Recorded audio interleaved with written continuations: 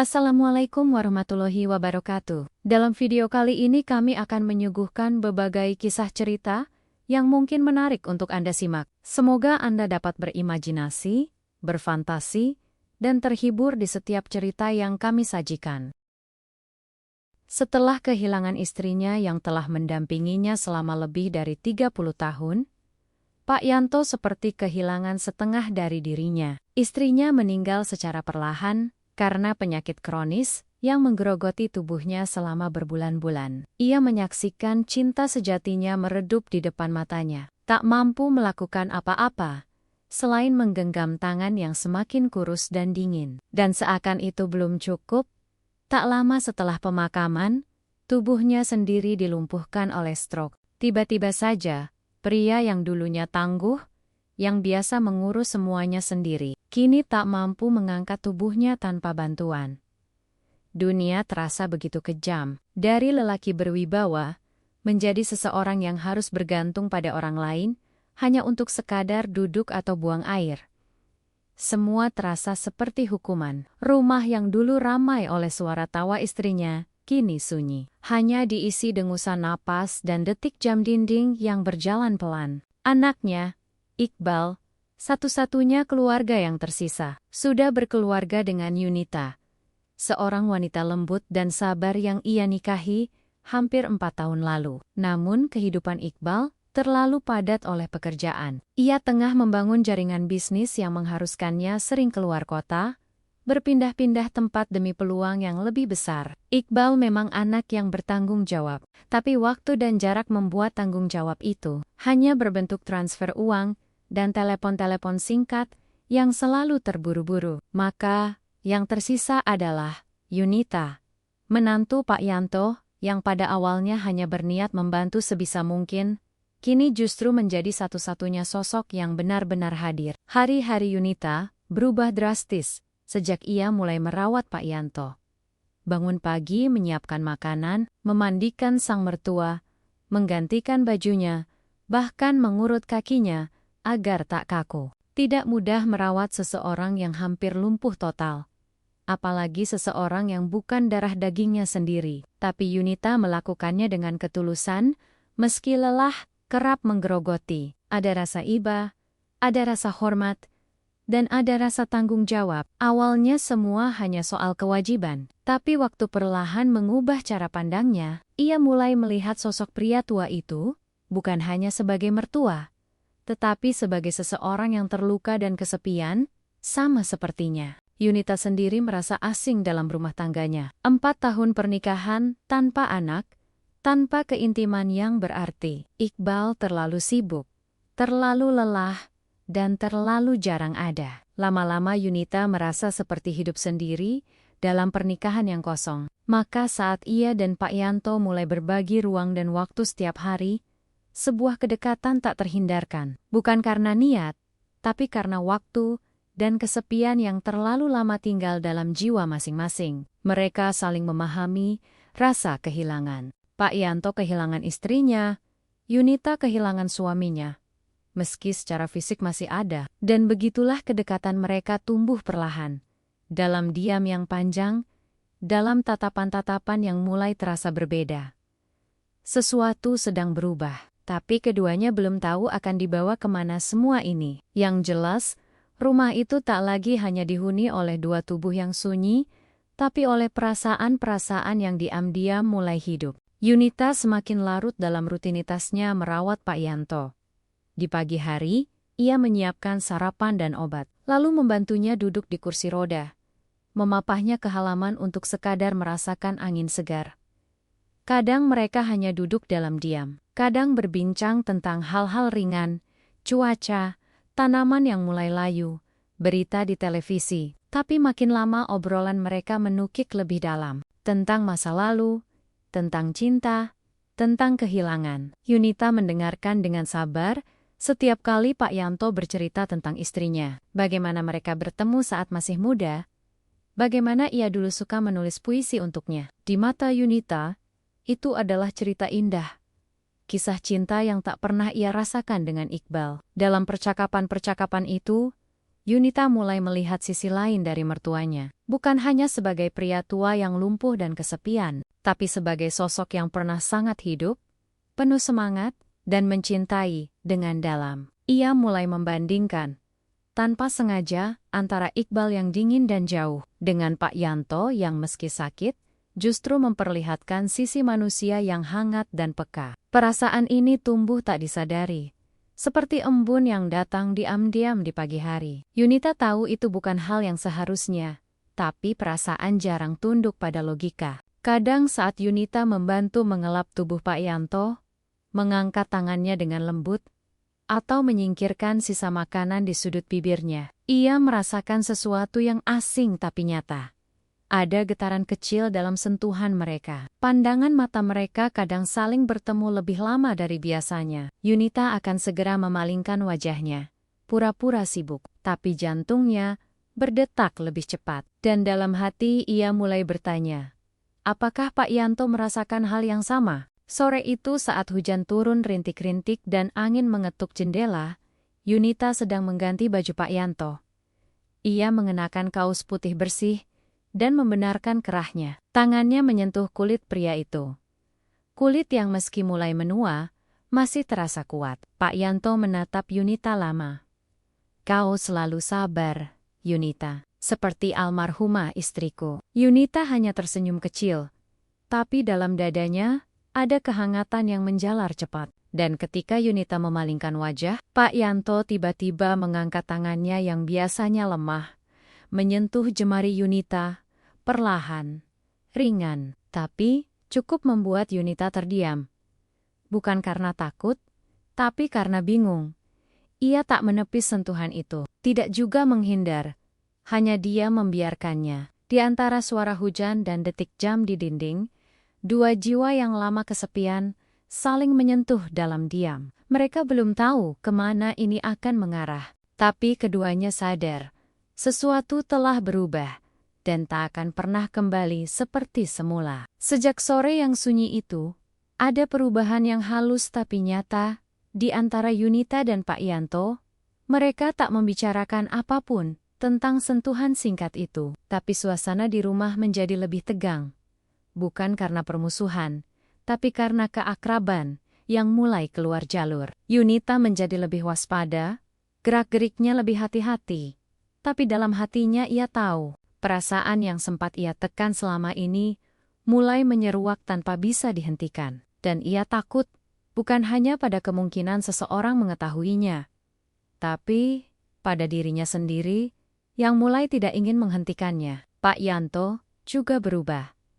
Meski sebagian besar tubuhnya masih lemah, ia tampak lebih hidup. Pandangannya lebih cerah, suaranya lebih tegas, dan sesekali ia bahkan melontarkan candaan kecil yang membuat Yunita tersenyum, meski dengan rasa bersalah yang mengendap di dada. Yunita mencoba meyakinkan dirinya bahwa itu hanya perasaan sesaat, mungkin karena kesepian, mungkin karena ia terlalu lelah menjalani pernikahan yang hambar, tapi ia tak bisa menyangkal bahwa setiap kali ia menyentuh kulit Pak Yanto, saat memandikannya, menggantikan bajunya, atau mengurut kakinya, ada desir halus yang tak bisa dijelaskan. Dan yang lebih mengganggu, ia tahu Pak Yanto juga merasakannya. Suatu pagi saat ia sedang mengoleskan minyak kayu putih di punggung Pak Yanto, jari-jarinya sempat terhenti. Ia menatap kulit punggung itu, otot-otot yang meski menua, masih memperlihatkan jejak kekuatan masa lalu. Wajah Pak Yanto yang tampan,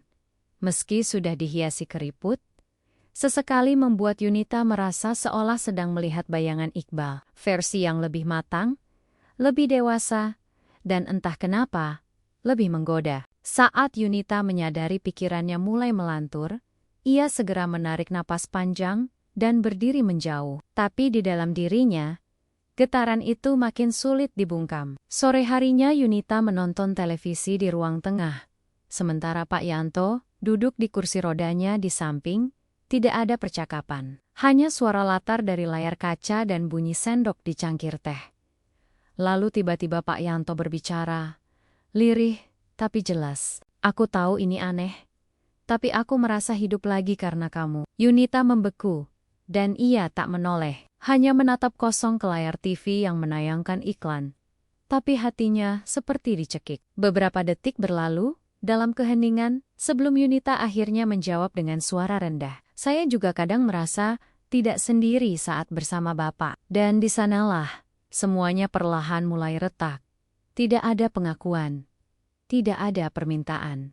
Tapi kalimat-kalimat itu adalah pijakan pertama menuju jurang yang dalam. Jurang yang mereka tahu tidak seharusnya mereka dekati, namun entah kenapa, mereka tetap melangkah ke arahnya. Malam itu, hujan turun deras. Petir sesekali menyambar langit, dan aliran listrik padam seketika, membuat rumah itu tenggelam dalam kegelapan dan keheningan. Yunita menyalakan lilin kecil di ruang tamu, lalu duduk di kursi dekat jendela. Hanya suara hujan dan detik jarum jam yang menemani. Pak Yanto duduk di kursi rodanya, tak jauh dari situ, menatap keluar jendela dengan mata kosong. Yunita memandanginya dalam diam. Dalam cahaya lilin yang redup, wajah pria itu terlihat jauh lebih rapuh, namun entah bagaimana, juga lebih manusiawi. Disinilah mereka, dua orang yang sama-sama kehilangan sesuatu, duduk dalam senyap yang terlalu panjang. Kadang aku masih merasa dia akan datang dari dapur, membawakan teh hangat seperti dulu, kata Pak Yanto tiba-tiba, suaranya hampir tenggelam oleh hujan. Yunita menoleh pelan. Aku tahu dia nggak akan kembali, tapi aku nggak pernah benar-benar siap ditinggal. Yunita menggenggam tangannya. Perlahan, ia tahu rasa itu. Ia tahu rasanya ditinggal oleh seseorang yang sebenarnya masih ada, tapi jiwanya sudah pergi jauh. Ia tidak menjawab. Ia hanya mengeratkan genggaman itu. Dan dalam genggaman itu, sesuatu kembali menyala. Kalau aku boleh jujur, kamu membuat hari-hariku bisa dilewati. Kamu menyelamatkanku dari kesendirian, lanjut Pak Yanto. Yunita menahan napas. Ucapan itu menusuk hatinya. Karena ia tahu, itu bukan sekadar rasa terima kasih. Ada perasaan lain yang mulai mengakar. Dan yang lebih menakutkan, ia tidak membencinya. Ia justru merasa dibutuhkan, dihargai, diperhatikan. Sesuatu yang telah lama hilang dari pernikahannya. Saat kilat menyambar dan cahaya terang sesaat membanjiri ruangan, Yunita melihat mata Pak Yanto menatapnya. Bukan sebagai menantu, tapi sebagai seorang wanita. Ia mengalihkan pandangannya. Jantungnya berdebar tak karuan. Tapi ia tidak melepas genggaman tangan itu. Aku juga sering merasa sendiri, ucap Yunita pelan. Iqbal, sibuk. Dunia kami terasa jauh sekarang. Kata-katanya meluncur begitu saja, tanpa rencana. Tapi saat ia mengucapkannya, ia sadar bahwa itu adalah kebenaran yang sudah lama ia pendam. Keduanya terdiam lama setelah itu. Hujan masih mengguyur deras, seperti menyembunyikan bisikan-bisikan rahasia di balik kaca jendela. Pak Yanto perlahan mengangkat tangannya yang lemah dan menyentuh pipi Yunita, membelainya singkat namun lembut. Yunita menutup mata, air matanya jatuh tanpa suara. Ia tahu sentuhan itu bukan sekadar pelarian. Ada sesuatu yang tumbuh, salah, tapi nyata. Malam itu, mereka tidak berkata apa-apa lagi. Tapi saat Yunita menuntun Pak Yanto kembali ke kamarnya, suasana di antara mereka tidak sama lagi. Ada batas yang mulai menghilang.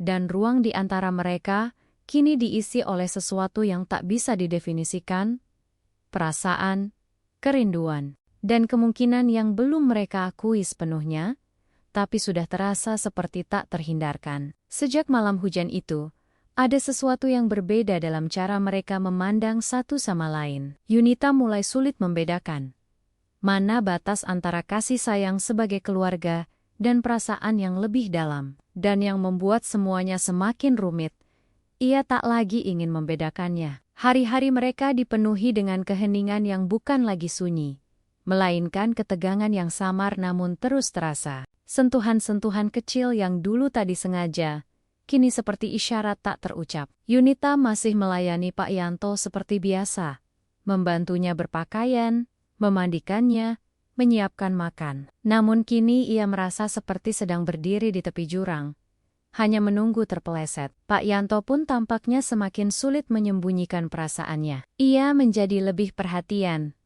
lebih sering memuji Yunita. Kadang terlalu dalam untuk ukuran seorang mertua. "Kamu cantik, lebih dari yang Iqbal sadari," ucapnya suatu pagi, saat Yunita sedang menyuapinya. Bubur Yunita terdium. Bukannya menegur atau menjauh. Ia hanya menunduk. Pipinya memanas. Tapi hatinya terasa hidup. Perasaan bersalah datang bergulung. Tapi juga bercampur dengan sesuatu yang menyerupai kebahagiaan. Ia mencoba membenarkan semuanya dalam hatinya. "Aku hanya butuh didengar, butuh diperhatikan," bisik suara kecil dalam benaknya. Iqbal, di sisi lain, semakin jarang pulang. Pekerjaan yang dulu hanya mengharuskannya pergi selama beberapa hari, kini bisa berminggu-minggu. Ketika pulang pun, ia lebih sering menghabiskan waktu dengan ponselnya, rapat daring, atau tertidur karena kelelahan. Yunita pernah mencoba bicara, mengutarakan rasa rindunya. Tapi Iqbal selalu memotong dengan jawaban cepat. "Aku lelah, Liz. Kita bahas nanti." Tapi nanti itu tak pernah datang. Yunita merasa seperti hanya menjadi pelengkap, bukan pasangan. Dan di sisi lain rumah, ada seseorang yang mulai mengisi kekosongan itu. Dengan perhatian, dengan kata-kata lembut, dengan mata yang menatap penuh makna. Suatu sore yang hangat, Yunita sedang membantu Pak Yanto berjalan perlahan di koridor rumah. Ia memapah tubuh pria itu, tangan mereka bertaut. Pak Yanto berhenti sejenak, menoleh ke Yunita, dan menatapnya dalam-dalam. "Terima kasih, kamu membuatku merasa hidup lagi," katanya lirih. Suaranya bergetar. Yunita menatap matanya, dan untuk sesaat, waktu seolah berhenti. Mereka begitu dekat. Hanya sejengkal. Hanya satu napas. Yunita tahu ia bisa mundur, bisa melepaskan genggaman itu. Tapi ia tidak melakukannya. Dan di detik berikutnya, Pak Yanto menyentuh pipinya dengan lembut. Dan Yunita membiarkan tangan itu tinggal sedikit lebih lama dari seharusnya. Ketika ia menuntunnya kembali ke kursi roda, Yunita tidak berkata sepatah kata pun. Tapi dalam hatinya, ia tahu garis itu sudah mereka lewati. Dan tidak ada jalan untuk kembali tanpa luka. Beberapa hari setelah keheningan yang terasa seperti pengakuan itu, Iqbal pulang mendadak. Yunita terkejut saat mendengar suara mobil di halaman. Padahal biasanya Iqbal selalu memberi kabar setidaknya sehari sebelumnya. Ia membuka pintu dan melihat suaminya turun dari mobil dengan wajah lelah. Tapi senyum kecil muncul saat melihat Yunita. "Aku mau istirahat beberapa hari. Kita butuh waktu bareng kan?" katanya. Yunita hanya mengangguk, menyembunyikan keterkejutannya. Di belakangnya Pak Yanto duduk di kursi roda, memandang mereka dari kejauhan.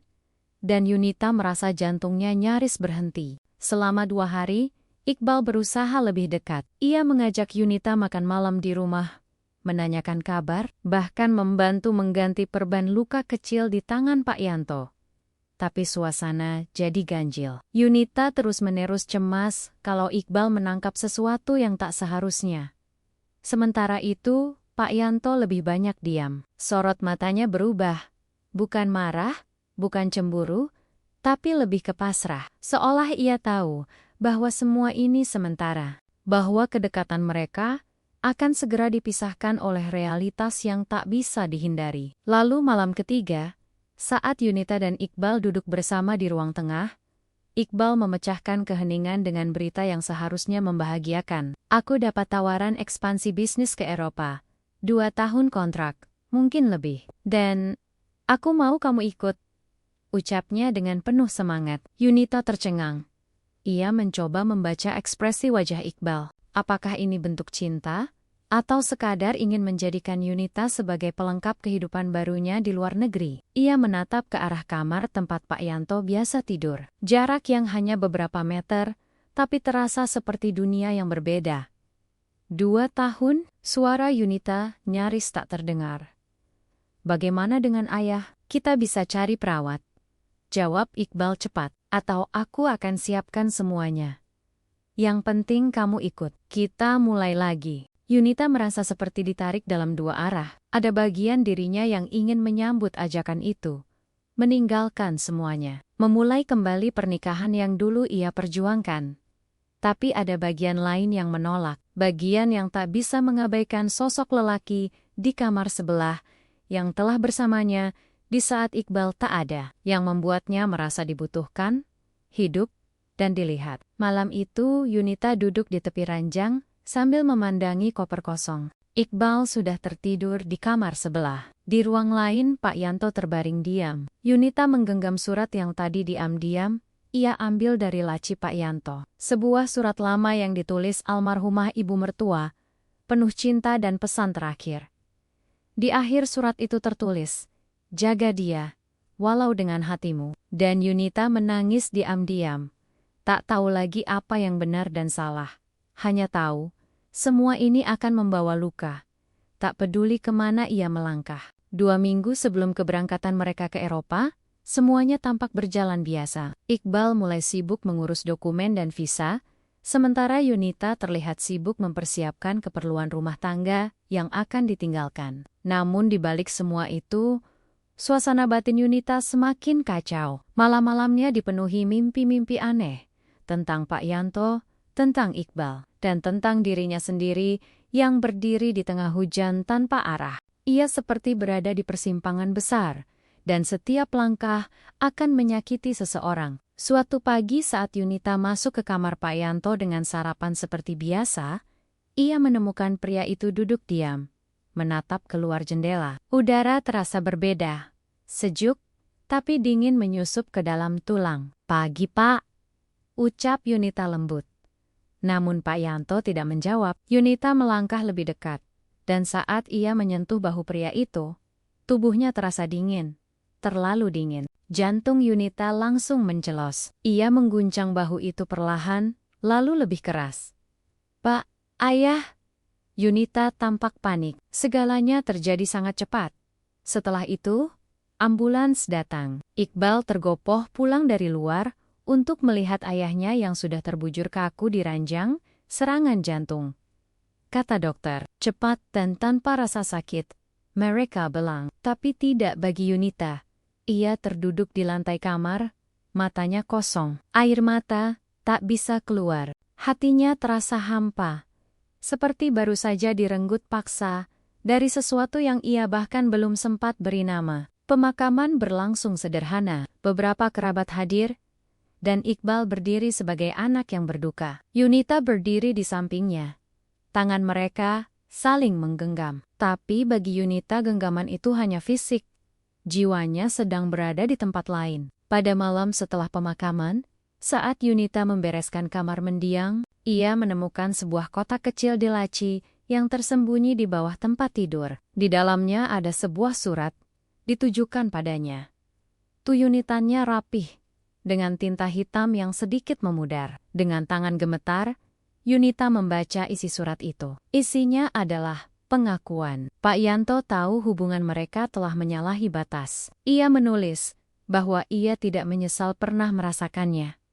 Tapi ia juga tahu bahwa semuanya tak bisa bertahan selamanya. Dalam surat itu ia memohon maaf, bukan hanya pada Yunita, tapi juga pada Iqbal. Meski surat itu tak pernah akan diberikan padanya. Di bagian akhir surat, Yunita menemukan sesuatu yang membuatnya nyaris menjatuhkan kertas itu. Selembar hasil tes medis. Ternyata Pak Yanto telah pulih sepenuhnya dari strokonya. Sudah lebih dari setahun. Yunita tak bisa bernapas. Tangannya gemetar. Tubuhnya lemas. Pria itu memilih tetap berpura-pura lemah. Tapi kenapa? Apakah demi tetap dekat dengannya? Atau karena tak ingin dunia tahu bahwa ia masih mampu berdiri? Secara harfiah dan emosional, rahasia itu terkubur bersama tubuh Pak Yanto. Tapi bagi Yunita, beban kebenaran itu baru saja lahir, dan mulai tumbuh menjadi bayangan yang akan terus menghantuinya. Sejak membaca surat itu, Yunita merasa seperti hidup dalam dua dunia. Di hadapan Iqbal, ia tetap menjadi istri yang tenang, membantu mempersiapkan keberangkatan mereka ke Eropa. Tapi di dalam dirinya, sebuah luka menganga, dan tak bisa sembuh. Rahasia yang ditinggalkan Pak Yanto seperti bayangan yang tak bisa diusir, menyelinap ke dalam tiap detik hening dan tatapan kosong. Ia mulai mempertanyakan semuanya.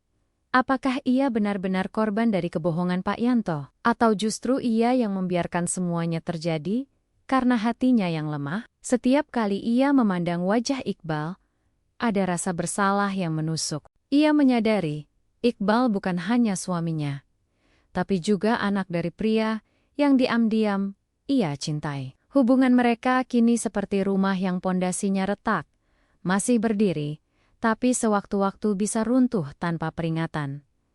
Ia ingin jujur, ingin melepaskan beban itu. Tapi ia juga tahu jika ia melakukannya, maka yang hancur bukan hanya pernikahannya, tapi seluruh makna dari hubungan yang tersisa. Maka, Yunita memilih diam. Ia mengubur surat itu dalam kotak besi dan meletakkannya kembali ke laci paling bawah. Seolah dengan menyembunyikannya, ia bisa menyembuhkan dirinya sendiri. Beberapa minggu kemudian, mereka akhirnya pindah ke Eropa. Iqbal tampak lebih bersemangat, mengajak Yunita berjalan-jalan, memperlihatkan kota baru yang kini menjadi rumah mereka. Tapi Yunita tidak benar-benar hadir.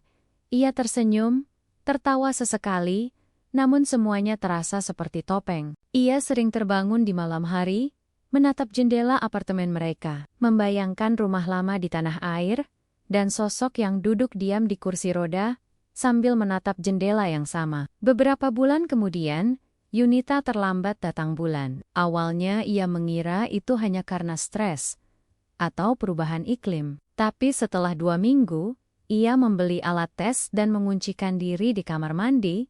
2 garis merah, positif, tubuhnya gemetar. Ia terduduk di lantai kamar mandi, menahan isak. Iqbal, saat diberitahu, sangat bahagia. Pelukannya erat, matanya berkaca-kaca. Akhirnya, 4 tahun menunggu, dan akhirnya, kita jadi orang tua. Yunita hanya tersenyum samar, menelan air matanya sendiri. Ia tak sanggup berkata apapun. Malam itu saat Iqbal tertidur pulas karena kelelahan, setelah merayakan kabar bahagia itu, Yunita duduk di ruang tamu dalam gelap. Tangannya menyentuh perutnya yang masih datar, tapi kini menjadi pusat dari segala pertanyaan yang tak punya jawaban. Ia tak tahu siapa ayah dari anak itu. Ia tak tahu apakah ia harus berharap atau takut. Tapi yang ia tahu pasti, hidupnya tak akan pernah kembali seperti dulu. Dan dalam keheningan malam, Yunita berbisik pada dirinya sendiri. Beberapa cinta memang tak seharusnya tumbuh, tapi tetap meninggalkan akar. Terima kasih telah menyaksikan video ini.